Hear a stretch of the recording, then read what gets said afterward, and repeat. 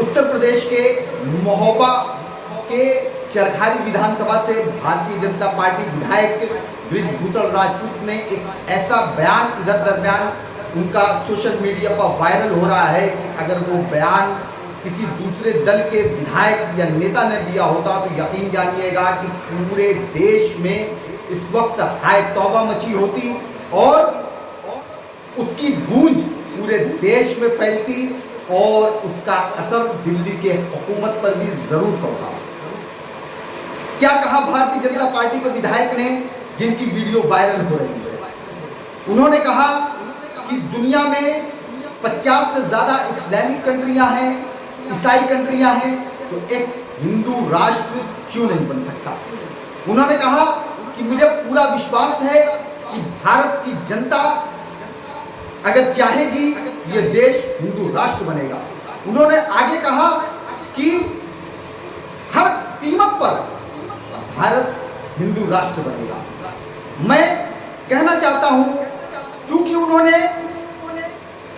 Barrister Asaduddin Owaisi साहब को खिताब करते हुए बड़े ही बेतुके अंदाज में ये बात कहा, इसलिए मैं इमरान बंटी AIMIM लीडर, मैं उनसे अपन कहना चाहता हूं, क्योंकि उनके अंदाज तो बड़े ही बेतुके थे,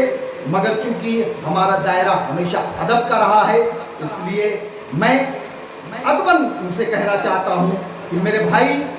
विधायक जी, दुनिया में कौन इस्लामिक कंट्रियां हैं, कौन ईसाई कंट्रियां हैं, उसे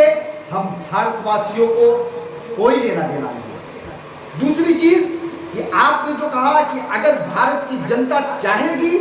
तो इस देश को हिंदू राष्ट्र बनाएगी, तो मैं बहुत ही वाज़ेह तौर पर कहना चाहता हूं कि हिंदुस्तान की जनता नहीं चाहती है, क्योंकि वो हिंदुस्तान की जनता डेमोक्रेसी पर विश्वास करती है, डेमोक्रेटिक सिस्टम को सेलिब्रेट करती है और उसी सेलिब्रेट के नतीजे से आप विधायक चुन करके आए हुए हैं। और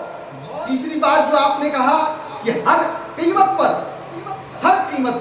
भारत हिंदू राष्ट्र बनेगा, तो इस चीज को आप जहन से निकाल दीजिए, क्योंकि हिंदुस्तान की जनता ऐसा कभी नहीं चाहेगी। और मैं आपसे कहना चाहता हूं विधायक जी कि आप जिस कॉन्स्टिट्यूशन का जो सिस्टम है, उस सिस्टम पर रहते हुए आप विधायक चुन करके आए हुए हैं और आप आज उसी की कहीं ना कहीं ये मुखालिफत ही कही जाएगी, क्योंकि जो कॉन्सेप्ट हिंदू राष्ट्र का है कहीं ना कहीं उसमें एज अ कॉन्स्टिट्यूशन मनुस्मृति ये मैंने सुना है और कहीं ना कहीं ये सच भी है। इसलिए विधायक जी, मैं आपसे कहना चाहता हूं कि इस देश के लोकतंत्र पर अगर आपका विश्वास है तो बराए मेहरबानी आपको माफी मांगनी चाहिए, आपको इस तरीके की बातें नहीं करनी चाहिए। और दूसरी चीज कि जिस तरीके से आपने बैरिस्टर असदुद्दीन ओवैसी साहब के बारे में कहा, वो तो आपका जवाब कभी नहीं देंगे, मगर हम जैसे कार्यकर्ता कोशिश करते हैं अदब के दायरे में कि आपको जवाब दिया जाए। तो बैरिस्टर साहब वो जवाब कभी नहीं देंगे, क्योंकि जिन्हें आप राजनीति में अपना गॉडफादर मानते हैं, वो हमेशा उनका जवाब देते आए हैं और वो आपकी बात को भी नहीं सुनेंगे। और बैरिस्टर असदुद्दीन ओवैसी उस शख्सियत का नाम है, जब वो पार्लियामेंट में देश के सर्वोच्च सदन में जब खड़े होते हैं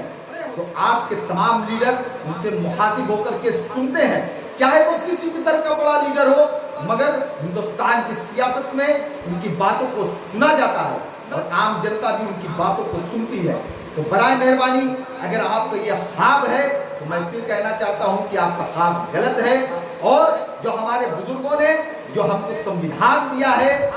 और जिस कंट्री के लिए तमाम लोगों ने अपनी जानें कुर्बान दी है, तो बराए मेहरबानी उन जानों की कदर करिए, उन शख्सियतों की कदर करिए जिनकी बदौलत आज आप चुन करके यहाँ विधायक हुए हैं, जिनकी बदौलत हम तमाम लोग कहीं ना कहीं अपनी बात को खुले तौर पर रख रहे हैं। ये और जो बात आपने भी कही उसकी भी आज़ादी कॉन्स्टिट्यूशन ही देती है, इसलिए बराए मेहरबानी कॉन्स्टिट्यूशन को फरामोश ना करिए। मेरा ये छोटा सा मशवरा आप विधायक जी के लिए बहुत बहुत शुक्रिया। इसी अल्फाजों के साथ मैं अपनी बात